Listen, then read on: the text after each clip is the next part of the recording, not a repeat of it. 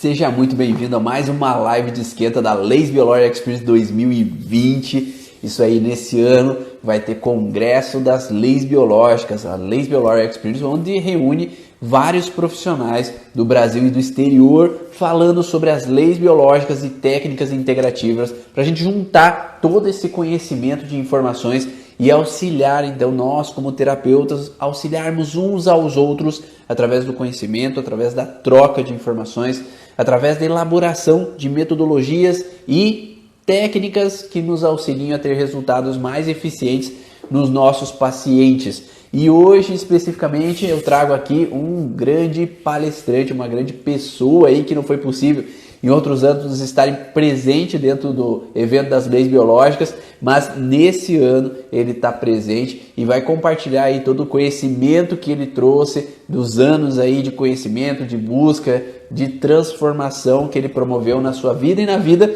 dos pacientes que buscam ele diariamente. E hoje é Rodrigo Kim, que vai falar um pouco mais sobre as informações, sobre o conhecimento, tudo que ele passou dentro das leis biológicas. Aí tá chegando, Rodrigo. Vamos lá, conta um pouquinho quem que é o Rodrigo Kim aí pro pessoal aí que tá chegando e não conhece ainda você, que não viu muito falar sobre você aí, quem sabe tem algumas pessoas do meu Instagram ainda que não viram, tem outras pessoas que provavelmente já conhecem você aí, que já seguem você, mas conta aí pro pessoal que não conhece aí.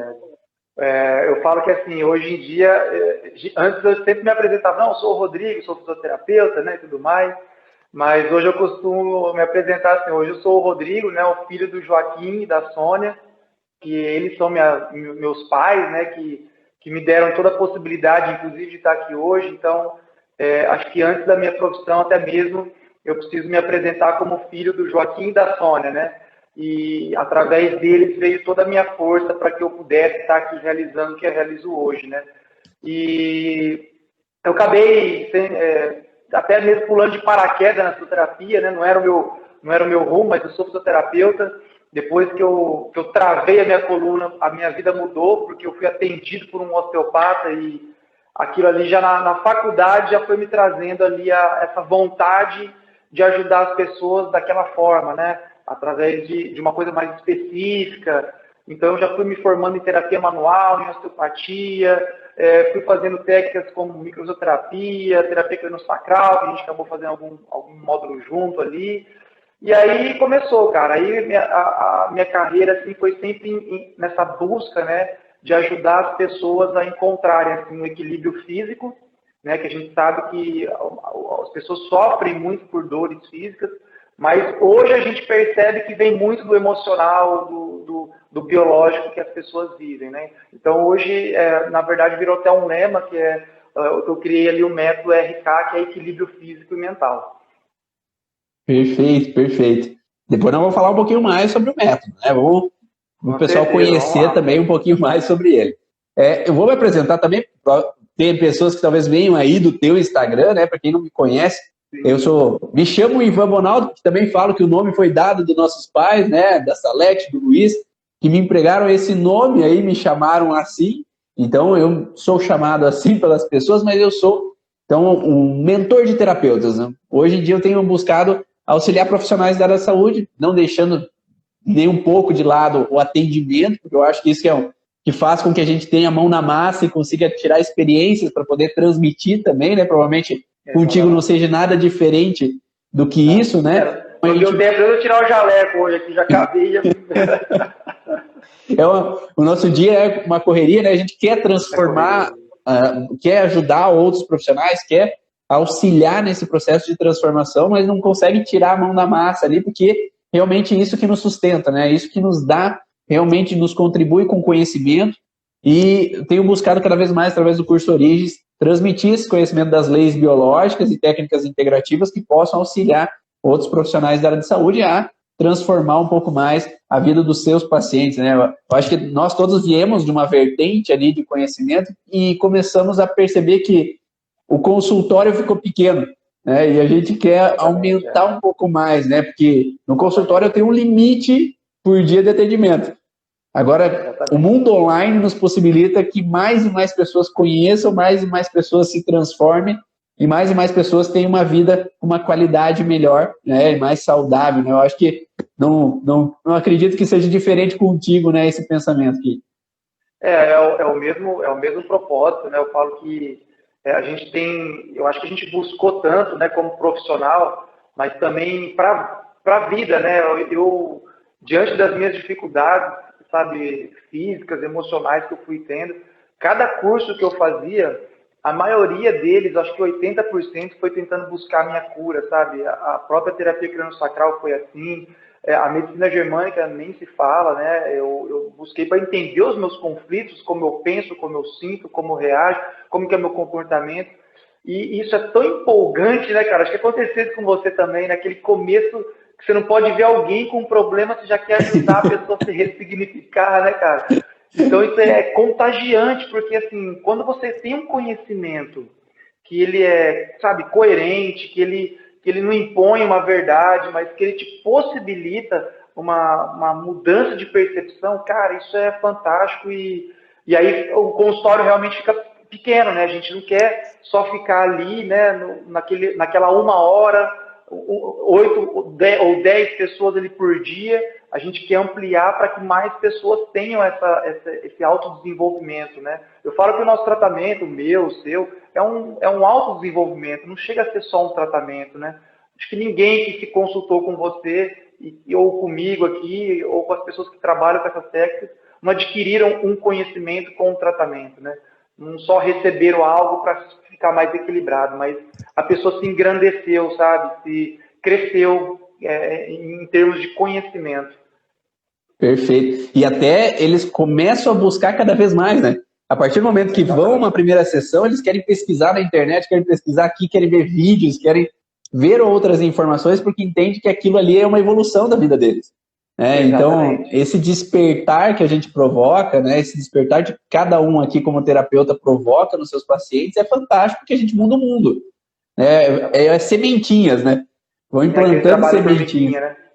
Sim, e ainda bem que tem muitas e muitas pessoas aí para receber todas essas informações e transformar isso espalhando por aí. Mas quem está assistindo aí, nós vamos falar hoje sobre irritabilidade, no contexto de por que surge a irritabilidade, qual é o contexto das leis biológicas, né? Vindo nesse processo e exemplos de pacientes da clínica. Então, se você quer saber um pouco mais desse contexto da irritabilidade, ou você conhece pessoas que têm esse padrão, pega o aviãozinho ali, né? Eu vou mandar aí pro pessoal aí. Ó, eu vou mandar só pro pessoal irritado, tá? Vou mandar só pro pessoal que é terapeuta, que eu conheço aí, tem seus processos de conhecer um pouquinho mais da irritabilidade também, precisam conhecer as suas próprias irritabilidades dos outros. Então, manda para eles também, esses terapeutas que possam ajudar outros e outros profissionais, né? Mas me diz aí, que o que você tem visto? Tem visto frequente esse contexto de irritabilidade, de agressividade nos pacientes? Eles vêm com essa demanda para você?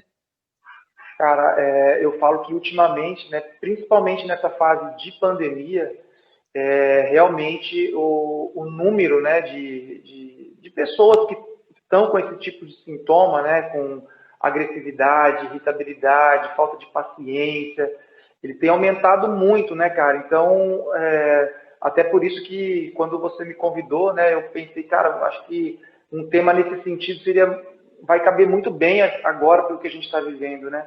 Porque a partir desse contexto da agressividade, da irritabilidade, né, vão surgindo vários outros conflitos, né? Então você imagina assim, um pai, né, preocupado financeiramente, nervoso, tenso, ele entra num conflito ali com ele mesmo, e aí ele começa a ficar respondão com o filho, aí o filho já começa a sentir que parece que o pai não me ama, e a esposa também, sabe? É uma cascata de desequilíbrio, eu falo assim, né? É uma cascata de desequilíbrio que às vezes não tem fim, cara. Então, quando você começa a entender os motivos que me causam essa irritabilidade, essa agressividade, é uma chance que eu tenho de conseguir modificar, né? Então, hoje mesmo eu tive, dos pacientes que eu atendi, tive 2 pessoas que vieram para isso, né? Para tratar a irritabilidade, sou explosivo, sou agressivo. E todo dia, né? Todo dia no consultório tende a aparecer, né, esse tipo de paciente. E aí a gente tem que. A primeira coisa é o reconhecer, né? Porque se o paciente não reconhece que ele tem esse processo, ele não vai querer mudar, né? Não, tá bom assim, tá tudo tranquilo. E acontece assim, né? Por mais. Eu não sei se você atende também, assim, às vezes eu atendo o esposo e a esposa, né? Daí veio o marido antes, depois vem a esposa. Daí ele fala, não, é tudo tranquilo. Hoje eu tive um assim, oh, não, é tudo tranquilo, a minha esposa é sossegada. Daí depois a primeira reclamação dela é, não, eu sou muito agressivo, eu altero a voz em casa. Como assim? Né? Então, às vezes, depende do ponto de vista mesmo também. E eu vejo assim, Ivan, as pessoas carregam muito também, isso é importante, acho que todo mundo está ouvindo aqui prestar um pouco atenção nesse momento agora.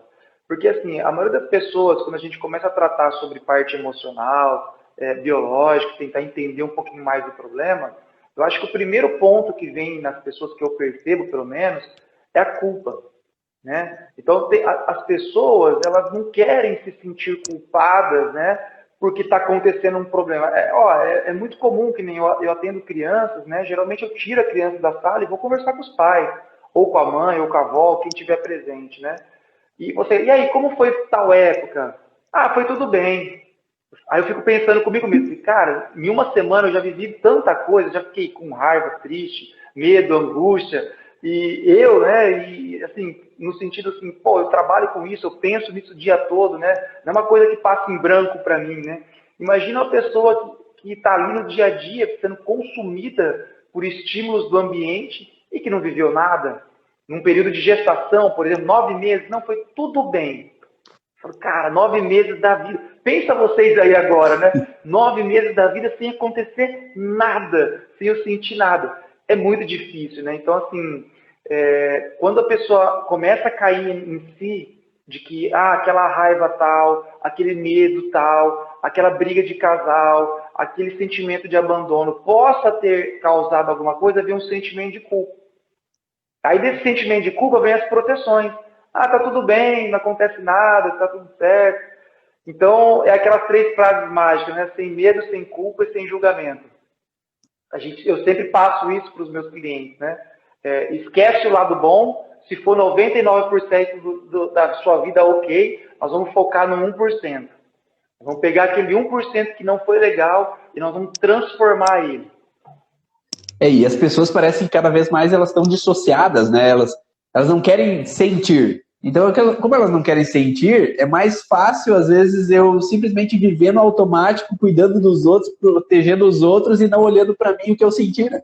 Porque dói, né? Exatamente. Incomoda. Hoje, eu acho que o próprio estímulo do ambiente, né? A própria conexão que nós temos com o mundo externo hoje é muito maior do que antes. Então, isso faz com que as pessoas cada vez mais fiquem desconexas de si mesmo, né? E quando ela começa a entrar em contato com a sua dor, aquele êxtase, né, de você ficar vendo uma pessoa legal no Instagram, sorrindo e sei lá, nossa, que vida linda e perfeita, desmorona, né? E aí a pessoa começa a encarar que, tipo assim, eu preciso fazer alguma coisa para a minha vida. Né? O que eu vou fazer aqui nessa existência? Eu vou acordar, trabalhar, chegar em casa e dormir, levantar e viver essa mesma rotina? E o que eu vou deixar para os meus filhos, né? Como eu quero que meus filhos me vejam, minha família, as pessoas ao meu redor, né? Eu acho que a gente precisa ter mais significado nas coisas, né? Principalmente naquilo que a gente faz, naquilo que a gente vai deixar para as pessoas. E para isso, para deixar um significado, tem que ter conexão interna, não tem jeito, né? Eu tenho que parar e fazer um congresso, eu tenho que parar e fazer um curso, um tratamento, eu tenho que parar, senão eu fico ali naquele piloto automático, né? Sim, e é uma coisa que a gente sempre fala, para principalmente terapeutas, né? Se, às vezes, para eu olhar para o paciente, eu tenho que olhar para mim, né, primeiro. Então, é ter essa pausa para que eu possa, às vezes, olhar para mim numa terapia crânio-sacral ou fazer, às vezes, um reiki, ou fazer uma constelação, ou fazer mesmo uma meditação, né? A gente, às vezes, não para ouvir a nossa própria mente, ou simplesmente ficar numa caverna, né? Ficar numa parte parado, sem barulho e aquietar o coração. A gente tem que estar adrenado, fazendo um monte de coisa o dia inteiro, correndo, e aí não tem tempo de viver. E aí, nesses momentos que a gente é pego, né, pelos nossos nossos estresse, né, o nosso bloqueio, vamos dizer assim, ou situações que acontecem, que a gente sente de uma forma que vai começar a me trazer um comportamento e eu nem percebi. Né? Quantas pessoas chegam para você, cara, não aconteceu nada na minha vida e agora eu tô com alergia. Ah, não aconteceu Sim. nada e tô com dor. Ela nem parou para perceber que ela tá irritada. Nossa, mas tá tudo normal, tá tudo igual, eu acordo, vou trabalhar e agora eu tô mais agressivo. Tipo, a pessoa nem Sim. percebeu que, sabe, aquela dificuldade no trabalho, aquela dificuldade com a família, está causando ali um sintoma nela, né? Um comportamento. E as pessoas têm visto tudo como muito normal, né? É aquele Exatamente. processo assim de que eu vejo muito nos pacientes assim, meu pai e minha mãe viviam dessa forma, meu avô e minha avó viviam dessa forma, meu casamento é perfeito, porque é muito melhor do que eles viveram, mas não quer dizer que não tem os estresses. Então, meu pai e minha mãe quebravam pau, mas eu tenho a Guerra Fria em casa, né? Não tem aquele quebra-pau, então é ótimo. Mas não quer dizer que não tenham as picuinhas, né, que acontecem. Exatamente, vou dar um exemplo, né? Vamos dar um exemplo, às vezes aquela pessoa que foi criada num ambiente, por exemplo, controlador, né? E aí ele casa, ele controla tudo, ele manda em tudo, e a esposa, para não entrar em conflito, entra, né, num bloqueio ali psicológico e fica em submissão. Então, Sim, assim, olha, não tem conflito nenhum em casa. Tá tudo bem, né? Eu sim, mando, ela obedece e ela nunca reclama. Só que essa pessoa começa a ter problema, essa mulher começa a ter problema no útero, essa mulher começa a ter menstruação desregulada, essa mulher às vezes não vai engravidar, essa mulher às vezes vai ter azia e queimação, por estar vivendo um conflito, né? E nem percebe que é um conflito, né? Que acha que está tudo sim. bem. Perfeito, perfeito. É porque entra de novo a dissociação com a situação onde que eu me. Ah, não, eu aceito, mas é o aceitar aqui, né? É a da cabeça, né? Eu Não é o aceito. aceitar do coração, né? Então é essa desconexão mesmo. A gente acha que a gente aceita, acha que isso é normal, mas no fundo sente raiva, sente medo, se sente abandonado, se sente sozinho, se sente contrariado. Né? Então aí dessa forma, aí vem as patologias que a gente pega aí no dia a dia, né? Eu falo também, como você trabalha muito com essa área também do transgeracional ali, né? Vindo da Uhum. sistêmica, do contexto de que às vezes a gente não sabe, não imagina, mas a gente tem vários tipos de famílias diferentes em nós, né?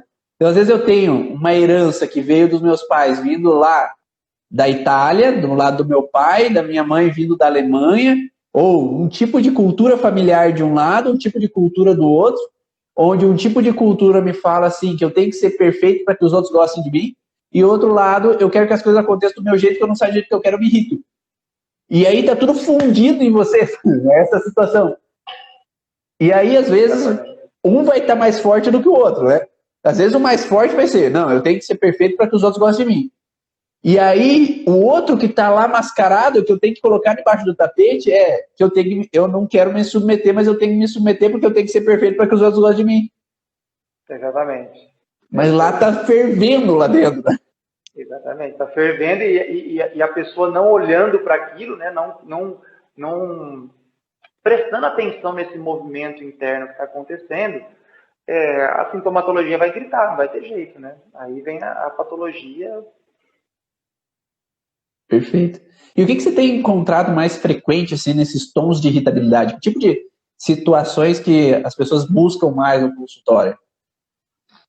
Olha, Ivan, hoje mesmo posso te dar um exemplo. Foi, né, uma pessoa que já está na terceira sessão, né? A cada 30 dias geralmente eu realizo uma sessão e ela tinha assim muita agressividade, muita irritabilidade e explosão, né? Principalmente quando as coisas não davam certo aí na família dela e tudo mais. E ao mesmo tempo, ela também tinha um pouco de explosão assim com os filhos e sentia uma culpa, tal. Então acho que isso é muito comum, sabe?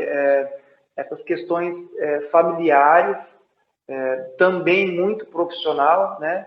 Mas principalmente dessa questão da explosão, de irritabilidade, de ficar muito tenso, muito nervoso, muito irritado. E hoje foi interessante que nessa terceira sessão a gente conseguiu identificar uma coisa tão bonita, cara. Acho que essa questão transgeracional é tão bonita que quando você consegue encaixar as peças é muito interessante, sabe? E quando a pessoa tomou consciência de um processo que aconteceu lá com a avó, em relação à morte do filho, né, e que ela carregou uma culpa. Então, assim, e ela como neta estava assim, evitando sofrer a dor que a avó sofreu. Então, ela queria controlar tudo. E por controlar tudo e não conseguir, quando ela não conseguia controlar tudo, vinha a explosão e a irritabilidade. Então, assim, quando ela tomou essa consciência, veio uma lágrima assim, tão sincera, né, de ressignificação mesmo, né, de, olha, eu não preciso carregar isso comigo, né, eu não preciso controlar o mundo, porque, por exemplo, a minha avó viveu essa dor. Então, é isso que a gente acaba trabalhando, né, quando a gente observa essas questões transgeracionais. E é onde a pessoa consegue realmente ressignificar, né? Não fica só no pensamento, ela tem uma compreensão com um sentimento diferente, né? Eu chamo um pouco isso de amor de mula. Eu só na patada, né?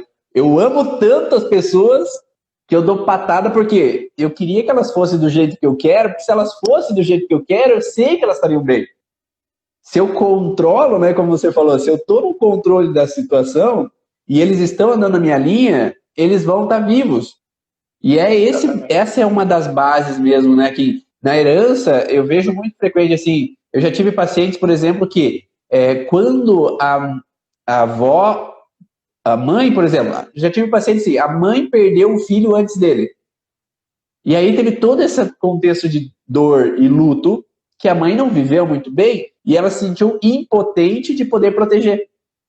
E aí gera sempre uma conjunção de órgãos, né, fragilizados, que não é só um órgão que vai estar ativo ao mesmo tempo, vai ter vários órgãos. E aí nessa impotência de proteger, aquele filho que vem logo depois nasce com esse senso de responsabilidade que eu tenho que proteger, porque a mãe na gravidez ficou todo esse processo de medo de perder também. Então eu tenho que proteger e controlar para que a morte não aconteça. Então quando vê o filho subindo no sofá, tem que gritar. Quando vê o filho mexendo com a faca, eu tenho que gritar, porque eu tenho medo que algo de ruim vai acontecer. E não é algo de ruim qualquer ruim. Eu já começo a pensar no pior, porque a base da informação transgeracional é morte. É morte. Então eu já vou pensar na morte. E eu acho interessante nesses casos, eu atendo muito esse tipo de caso, né?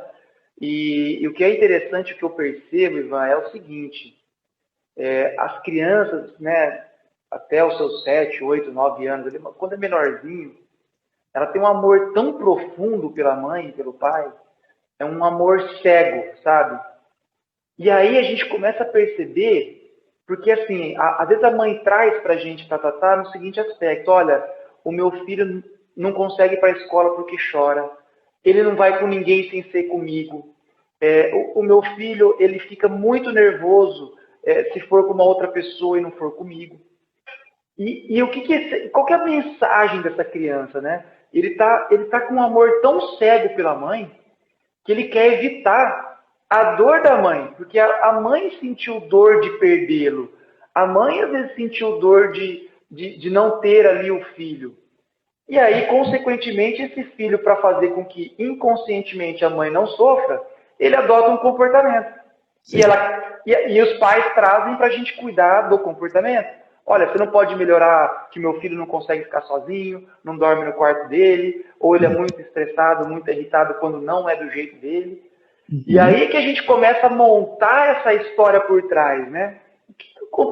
O que está por trás dessa máscara que é o sintoma, né?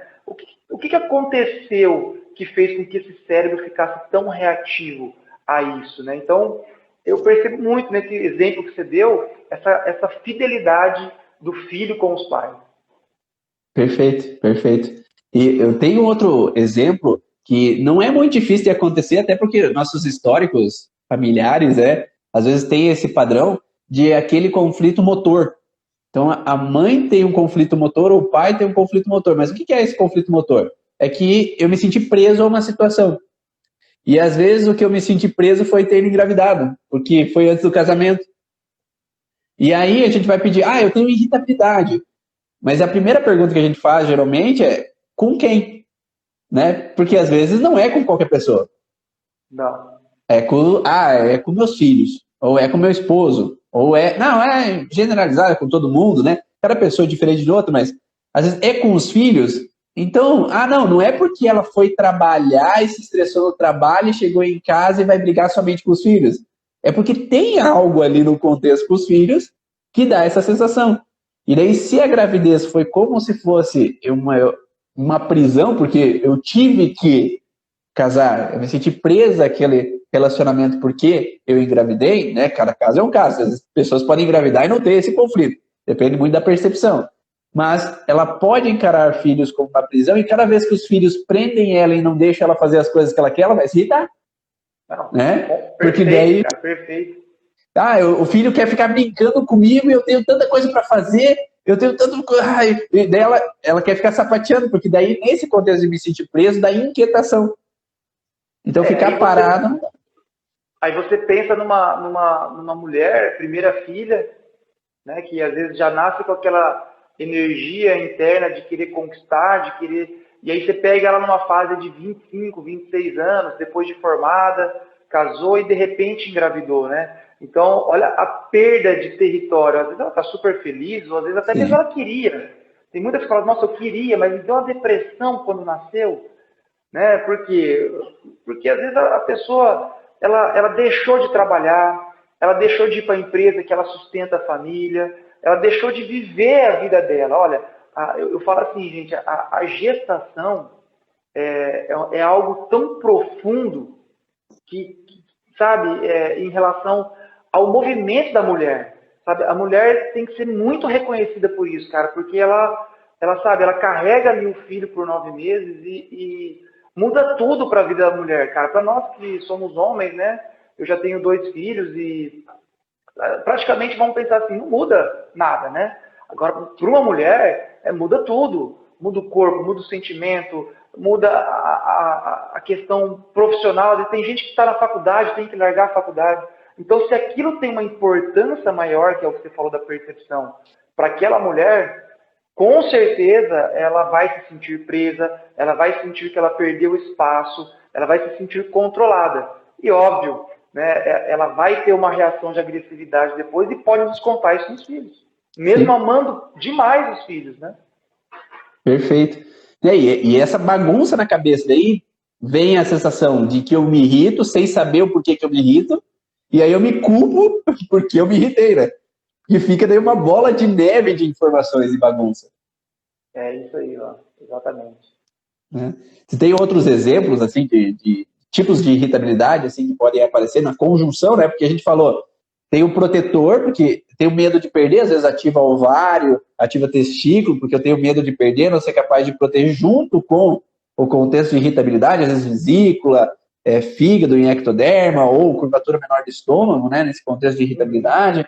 E a gente tem, às vezes, uma conjunção dentro das leis biológicas, né? O que você acha de a gente falar um pouquinho sobre essa agressividade, qualquer constelação que a gente aborda?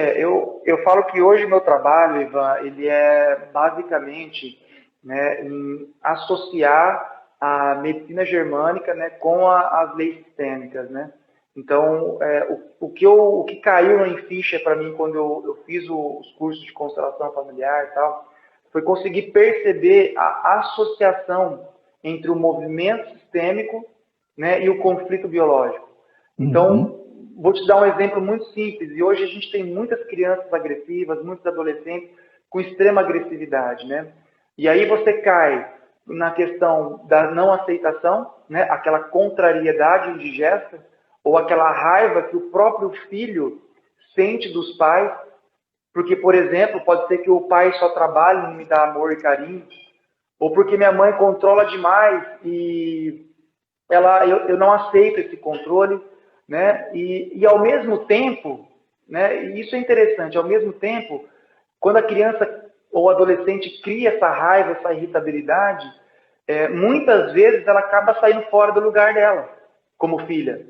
Sim. Né? Então, ou como filho. Então, quando a gente perde nosso lugar, a gente entra lá para o outro lado do córtex, né? A gente pega ali o o reto, e aí a gente entra nos conflitos que na medicina germânica, né, nas leis biológicas, nos dá ali a agressividade, como uma forma de defesa. Por quê? Porque eu não tenho meu lugar na minha família, eu não posso ter o quarto do meu jeito, a minha mãe é muito controladora, não deixa eu sair, e eu vejo na internet que todo mundo com 14 anos já pode sair. Então, assim, vai criando, né, esse conflito sistêmico, né, associado com o biológico. Sim. E cara, é fantástico quando você consegue associar essas duas terapias que são fantásticas, né? E eu percebo muito isso, cara, a dificuldade de aceitação e a contrariedade, né? Eu não estou digerindo o que está acontecendo. Eu vejo hoje como a maior base dos conflitos que geram ali agressividade futuramente, né? Falando nesse contexto de ordem, eu sei que você fala bastante sobre a ordem dos filhos. Esse contexto, você falou da ordem, que o filho assume uma posição que não é dele, né, mas seria uma posição de pais, né, dos pais. Mas essa ordem de filhos também pode desencadear? O que você vê aí no teu dia a dia? Pode desencadear, assim, uma mãe que coloca o filho na posição errada ou não está na posição que ele deveria? Essa semana mesmo eu tive, acho que 2 clientes com esse mesmo tipo de contexto, tá? Por exemplo, teve um exemplo onde o pai, né, os pais se separaram, a criança tinha uns 7, 8 anos, e a mãe, assim, ela entrou, como ela veio de uma família muito pobre, né, de poucas condições financeiras mesmo, e o pai realmente sumiu, ele abandonou a família, né? E essa mãe, assim, se voltou completamente para o sustento da família. Então, ela chegou ali para a filha com uns 8, 9 anos e falou assim, ó, você tem que cuidar da casa, você tem que cuidar dos seus irmãos, você tem que cuidar de tudo para que eu possa trabalhar. E ela ficava sozinha mesmo. Ela tinha mais 2 irmãos, tudo com 2 anos de diferença. E ela que cuidava de tudo, com 9 anos de idade. Então, assim, eu fico imaginando, né? Meu filho tem 7, eu falo 2 anos a mais, cuidar de uma casa, ficar sozinho. Cara, o que essa pessoa enfrentou na vida, né? Só que, ao mesmo tempo, ela cresceu com essa mentalidade de que ela tem que cuidar dos irmãos, né? Não como uma irmã mais velha, mas ela cuida como se fosse o filho. Então, nesse padrão de percepção, né, aquela mulher, ela sai fora do lugar. Ela assume quem? Ela assume o lugar da mãe para os irmãos. E aí começa a vir as dificuldades, porque pensa bem, se eu trabalho numa empresa e eu sou o funcionário da administração, e eu começo a trabalhar na venda, sabe, se eu assumo um papel de venda fora a administração, alguma coisa vai acontecer comigo, porque eu não estou no meu lugar. Né? Eu comecei a assumir um lugar que não é meu. Então, a partir desse momento, vem todas as características que hoje, né, a pessoa está na vida adulta ali, ela, sabe, ela sofre pelos irmãos, ela não consegue dizer não.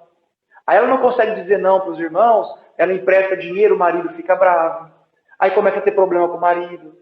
Aí vem aquela cascata de conflitos por ela não entender o papel dela e o lugar dela na família.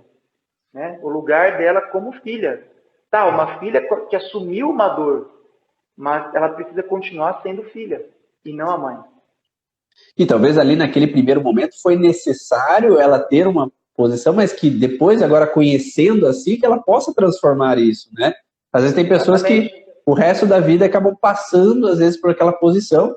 E aí entra uma bagunça também, que você falou bem, que ela assumiu a posição de ser mãe dos irmãos, e aí quando ela casa e tem filhos, como é que fica, né? Porque ela ainda tem que assumir a casa anterior dela, mais a casa nova dela, e às vezes é um dos padrões que dá dificuldade em engravidar, né? Era a primeira coisa que eu pensei quando você falou foi isso, né? Isso é uma coisa muito comum na dificuldade de engravidar. Porque a mulher que assume esse papel, ela já tem filhos, né? Ela já tem uma casa, ela já tem filhos. E será que biologicamente, para essa mulher, vai ser vantajoso ela ter os filhos dela, biológicos, né? Será que vai ser mais estresse para ela? Então, será que o não engravidar, nesse caso, é uma proteção? Né? É isso que a gente tenta passar para as pessoas, né? Então, às vezes o não engravidar, as mulheres querem tanto, mas no fundo tem alguma coisinha que ela precisa trabalhar para que isso ocorra, né? Para que isso se deslanche. E é muito comum, Ivan, quando tem essa inversão de ordem na família, por exemplo, tem filhos, né, os mais novos, são às vezes mais sucedidos, né, ganham mais, e eles às vezes cuidam extremamente dos pais, dos irmãos mais velhos. E eu lembro de uma vez que eu estava fazendo uma constelação individual ali com um cliente, que ele bateu na mesa, assim, ele ficou nervoso, ele falou assim, cara, então se você tiver vendo seu pai passando fome e não tem o dinheiro para comprar o gás, você não vai comprar o gás? Aí eu olhei bem para ele assim, eu compraria o gás, mas eu compraria um gás me posicionando como um filho, e não me posicionando como eu sou o responsável por cuidar dos meus irmãos mais velhos, né, ou dos meus pais. Porque aí a gente entra num contexto de que muitas vezes a ajuda que eu faço para o outro, ela também pode enfraquecer. Sim. Também eu como às vezes um irmão mais novo, que ganhou mais dinheiro, e fico sempre emprestando ou dando para os meus irmãos, não é que isso é errado. Mas será que isso que eu faço satisfaz uma dor interna minha de não conseguir lidar com o sofrimento do meu irmão, do que eu fazer com que ele sempre fique dependente de mim? Então, assim, isso é muito comum. Então, às vezes a pessoa tem uma falsa sensação de que está ajudando, mas no fundo ela só está atrapalhando e assumindo um papel que não é dela. Perfeito, perfeito. Quem está assistindo aí, está fazendo sentido para vocês? Dá um feedback aí, só para a gente saber se a gente está sendo claro, está dando para entender, se vocês conseguiram visualizar alguns pacientes de vocês para ter essa interação aqui também, tá? Então, pensando nesse contexto, então, de agressividade, quem estuda um pouco as leis biológicas sabe que tem alguns órgãos, então, como o Kim falou, de o reto do intestino, e aí eu falei anteriormente também vesícula, fígado, mais a parte ectodérmica, e também o pâncreas na parte ectodérmica ali, ele pode estar num padrão, assim, principalmente os ductos do pâncreas, né, ductos do biliares, estarem em um padrão de alteração. Nesse caso, um lado vem com contexto de raiva, injustiça, e o outro com essa dificuldade de encontrar minha identidade, né, que o Kim falou desse não estar no lugar correto, né, não estar na minha posição. E aí nós temos dois lados da moeda. Então, um lado cerebral, do lado cerebral direito, vesícula, o ductos biliares e pancreáticos, do outro lado, do lado esquerdo do cérebro, o centro de controle do reto do intestino. E aí, quando nós falamos de agressividade, uma pessoa que expande, que tem a ação de confrontar, ela está com um peso maior de um lado do cérebro, né, do lado esquerdo do cérebro, e ela vai estar mais numa energia de confrontamento, de ataque, de ação. Então ela vai reagir contra, às vezes, uma pessoa, alterando a voz, brigando, discutindo ou sendo agressiva. Mas também tem o outro lado da moeda, né, que o Rodrigo começou a falar no começo, que é, se eu pendo para o lado direito do cérebro, eu vou ter uma agressividade contida, que às vezes vem com a culpabilização interna. E eu fico me chicoteando, né? E isso acontece também frequente, né, Rodrigo? E geralmente vai dar a característica daquela pessoa que aguenta demais. Né? Ela vai aguentando, ela vai aguentando, ela vai aguentando, ela vai aguentando, ela vai aguentando. Chega uma hora que ela vai entrar em crise epileptóide, né? Ela vai entrar numa fase PCL, ela vai dar aquela crise epileptóide.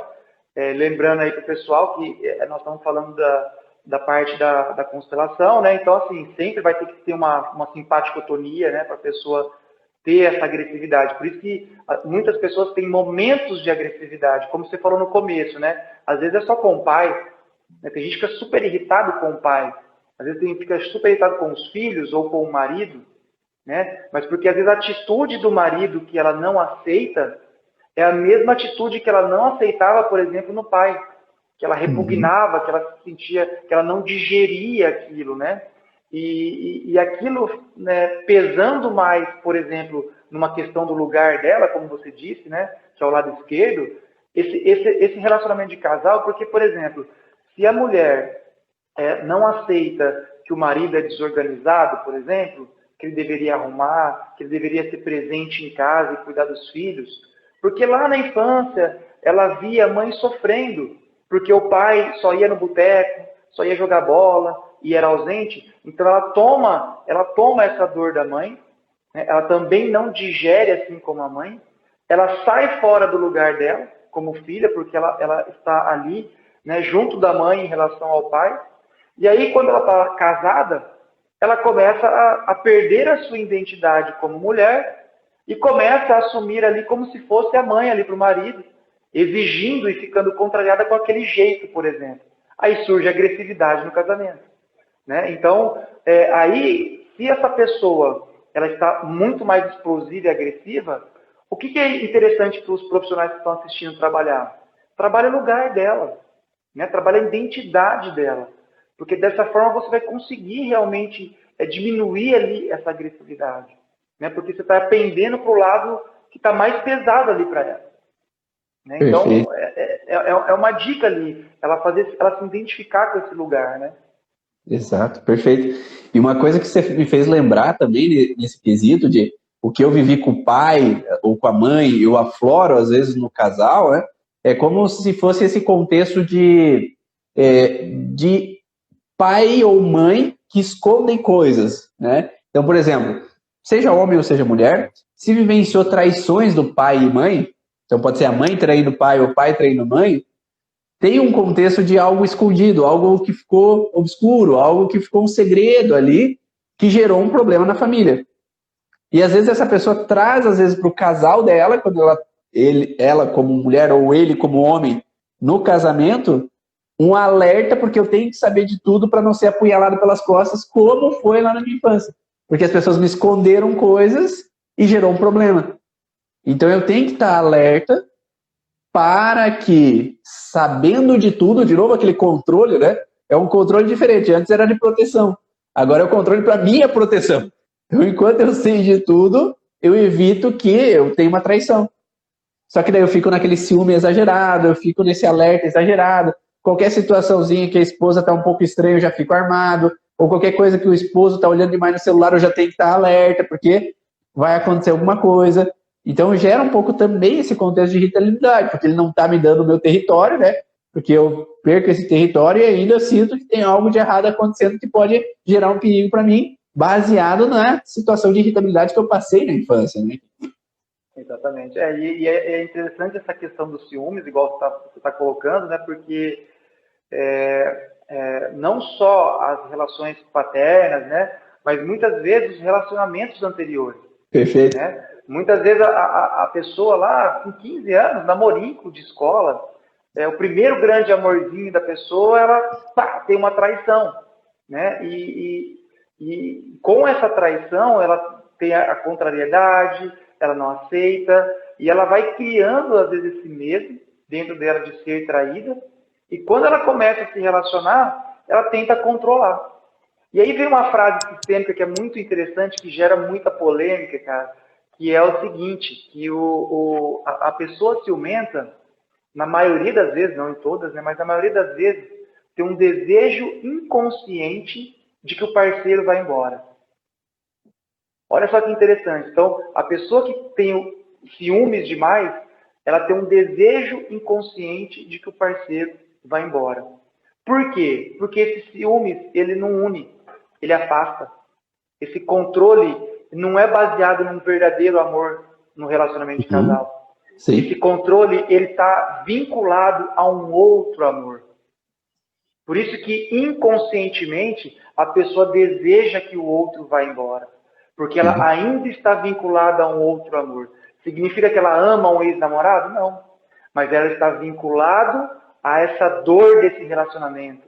Ela pode estar vinculada demais com o sofrimento da mãe. Ela pode estar vinculada demais com o pai. Ela pode ser a filhinha do papai. Então, qualquer homem que ocupe este lugar do lado dela, já que ela está ao lado do pai, né, ela tem essa conexão muito profunda ali com o pai a nível de relacionamento, Qualquer homem que ocupe esse lugar, de alguma forma ela vai querer afastar. E qual que é a forma que a gente afasta uma pessoa sem sentir culpa? Culpabilizando o outro, né? Então, nada melhor do que um ciúmes, do que eu apontar os erros, do que eu querer controlar demais. Essa pessoa vai espanar, né? Não vai chegar um momento que o parceiro, na maioria das vezes, não vai aguentar. Aí ele vai trair, né? Ele vai para fora do relacionamento, ele trai, e a mulher diz, eu dizia, né? Eu sabia. Mas mal sabe ela que ela teve um empurrãozinho nesse processo. Não Sim. que o outro não tenha sua culpa, né? Ou o seu movimento. Mas ela teve um empurrãozinho para fora do relacionamento. Porque eu controlo demais. Porque eu tenho medo de viver aquilo que eu vivi antes. Isso é muito importante, cara. Perfeito. É o que eu digo, quem veio primeiro, o ovo ou a galinha, né? Veio ou Exatamente. A pessoa afastou primeiro, daí traiu, ou traiu e daí afastou, né? Qual que é o primeiro processo, né? E eu vejo muito frequente essas questões acontecendo, e acontece com inúmeros pacientes, né? Eu tenho uma questão que é interessante, esse detalhe que é o que você falou, de que, às vezes, como eu sofri perdendo, é mais fácil eu rejeitar do que perder, né? A dor da rejeição é mais sofrida do que a sensação, às vezes, de eu afastar outra pessoa e ficar na raiva. Né? Que eu, pelo menos, eu não dói tanto, não tenho o coração partido como eu tive o coração partido anteriormente. E é muito frequente as pessoas falarem assim, mas ali na adolescência era uma besteira. Nem foi nada. Você chorou? Não doeu naquela época? Chorei. Então, né, o problema, hoje, como adulto, eu posso ter uma percepção diferente daquela situação. Mas não quer dizer que lá naquela época, naquele momento, não foi doloroso e não deixou marca. Então, como você falou anteriormente, ou eu fico preso por amor, ou por dor, ou por raiva, né? Porque às vezes eu posso ficar ainda com aquela raivazinha escondida lá daquela pessoa, que faz com que eu fique sempre no medo de repetir a história. Exatamente. O que eu vejo muito também é que, assim, às vezes a pessoa, ela vincula a raiva dela ao ato que a pessoa fez. Por Sim. exemplo, a traição, ou me deixou. Ela não lembra, ela não tem realmente mais nada. Ela pode até encontrar a pessoa e às vezes não sentir nada pela pessoa. Mas o que, às vezes, em alguns casos, né, ficou a marca é a atitude, ou o que a pessoa fez. E aí, óbvio, na hora que bater isso de novo no teu cérebro lá, não importa a idade que você tiver, ele vai dar uma resposta. Por quê? Porque ele não quer viver aquela mesma dor. Né? Ele não quer sentir aquela mesma dor. E aí a gente entra num contexto sistêmico que é muito interessante, que é a vítima e o perpetrador. Né? Que são, porque assim,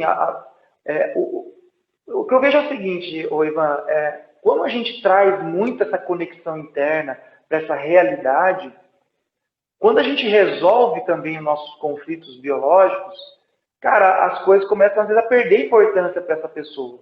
Então isso é importante, como terapeuta, né, quem estiver escutando, entender, sabe? Às vezes, ser vítima é o modo de vida daquela pessoa. É como ela consegue tudo na vida dela se vitimizando. Uhum. E para eu ser uma vítima, automaticamente eu preciso de um agressor. Sim. Então eu preciso sempre estar conectado a uma pessoa que de alguma forma vai me fazer algo de ruim. E quando você coloca a pessoa numa postura interna de empoderamento, de resolução, sabe, de acolhimento em relação àquela situação, muitas recuam e não querem resolver o conflito. Né? E às vezes esse conflito que foi ali uma traição, um controle, uma raiva ou uma questão de lugar, você não vai conseguir ajudar além esse cliente, sabe? E nós, como terapeutas, não podemos ter esse peso também. A gente tem que ter o nosso limite da ajuda, né? Olha, eu avanço em você até aqui. E a partir de aqui é uma escolha sua. Então, só para finalizar e responder uma pergunta que teve aí para trás, de uma pessoa que falou que, né, a família tem 9 filhos e os pais vão passando a responsabilidade. Você pode, com 9 filhos, sabe, como um filho mais velho, cuidar dos irmãos, né? O que a gente está falando aqui é o sentimento, né? É eu me sentir o responsável, é eu sentir que eu sou o pai dos meus irmãos. Isso é completamente diferente sabe, eu ter que cuidar porque tem que cuidar. Porque a vida é assim, gente, a vida não é bonita, a vida não é só bela, né? Tem as dificuldades mesmo. Tem pessoas que não cresceram com os pais, sabe, que foram criados com os avós. Então é difícil você virar para um paciente desse e falar assim, cara, sente a conexão sua com os seus pais, sabe? E os Sim. pais, sabe, por algum motivo tiveram que doar essa criança ou não tinham capacidade para lidar com isso. Então, realmente não é fácil, né? De você fazer essas reconexões, porém, com esse conhecimento, você consegue gerar essas novas compreensões para as pessoas e principalmente para nós terapeutas, para que a gente não carregue a responsabilidade total de ter que mudar a pessoa. Perfeito. Eu vi, nesse contexto mesmo de raiva dos pais, e uma criança adotiva, né, quanto carrega ali aquela situação, às vezes, do que ela imagina, ela deduz, às vezes, dos pais, e quando a gente fala para ela que um adulto, já hoje, às vezes, que foi adotivo, nossa, você já imaginou que quanto amor a tua mãe tinha para te levar até o final da gestação? Né? Porque se ela não te amasse, ela teria acabado com isso já no começo. E a partir do momento que ela já levou... E as pessoas não percebem que muitas vezes os pais deixam de criar os filhos por puro e extremo amor. Porque eu não sou capaz, eu não vou dar conta, o meu relacionamento, o meu ambiente não permite algo bom para o meu filho. E às vezes os pais nem sabem que eles estão fazendo isso por esse amor. E eles preferem entregar para uma outra pessoa, porque vai ser cuidado melhor. Então, olha que amor profundo que existe num abandono, né? Então, às vezes a pessoa enxerga como um abandono, mas por trás, quando você olha por trás, é pura conexão. É pura conexão. Perfeito, perfeito. Obrigado, Rodrigo, por estar aqui presente. Então, esse é o Esquenta da Leis Biológicas Experience 2020, o Congresso das Leis Biológicas, de 9 a 13 de novembro. O Kim vai estar lá para palestrar também, vai falar um pouco mais. A gente já vai falar um pouquinho mais sobre o que vai ser a palestra do Rodrigo, lá dentro do evento. Então, se você quer participar dentro desse congresso, vai ser online, gratuito. São mais de 30 palestrantes das leis biológicas e técnicas integrativas, todos juntos ali durante uma semana, para falar mais e mais sobre esse conhecimento das leis biológicas, juntando constelação, juntando coach, juntando medicina tradicional chinesa, teta healing, psyche, e inúmeras metodologias aí que a gente tem dentro das leis biológicas e das técnicas integrativas. Então, se você quiser, acesse o site depois aqui, leisbiológicas.com, faz o seu cadastro, já tem lives lá disponíveis, já tem aulas disponíveis lá para você assistir dos anos anteriores, e daí com esse cadastro você vai receber no e-mail os links para acessar o congresso. Então, vai ser através de link, então você vai ter que fazer o cadastro para receber os links para você acessar. Né? E o Rodrigo vai estar junto com a gente, ele já mandou a palestra dele, eu já assisti. E do que você vai falar um pouquinho aí, Rodrigo? Conta aí, vamos dar um spoiler, pessoal. Vou falar, né, bem rapidinho aqui, é uma palestra que eu montei baseado no curso que eu tenho e num workshop que também tenho, que fala muito sobre como encontrar o seu lugar, né? E a importância da gente encontrar o nosso lugar na vida. Então, eu dou sempre um exemplozinho de uma semente. Quando uma semente é liberada no mundo, ela vai cair num solo. Mas se ela cai num solo fértil, ela enraiza, ela cresce, gera frutos. Então, nós precisamos encontrar o nosso lugar na nossa família, no mundo, na nossa profissão, para que a gente possa enraizar e crescer e dar frutos. Porque se eu cair num solo errado, ou se eu não respeito o meu terreno biológico, o meu terreno familiar, se eu não honro aonde eu cresço, né, onde eu tenho potência para crescer, eu acabo tendo as minhas dificuldades físicas e emocionais.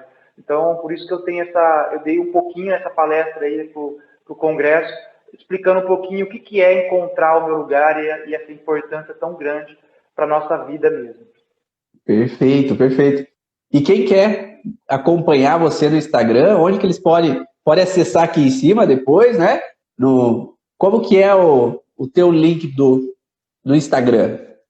É Dr. Rodrigo Kim, K-I-M. Dr. Então, Rodrigo Kim, só acessar aí. segue o Rodrigo Kim, posteriormente você vai saber um pouquinho mais sobre essas informações, sobre esse conhecimento, sobre esse conteúdo. Fala um pouquinho do teu curso, como é que é o nome dele você falou já, né? Que é RK.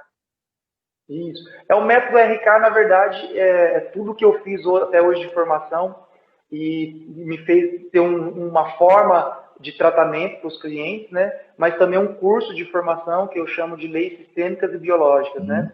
Então, tanto para profissionais quanto para pessoas que querem aprender sobre a lei sistêmica, biológica e esse autodesenvolvimento, né?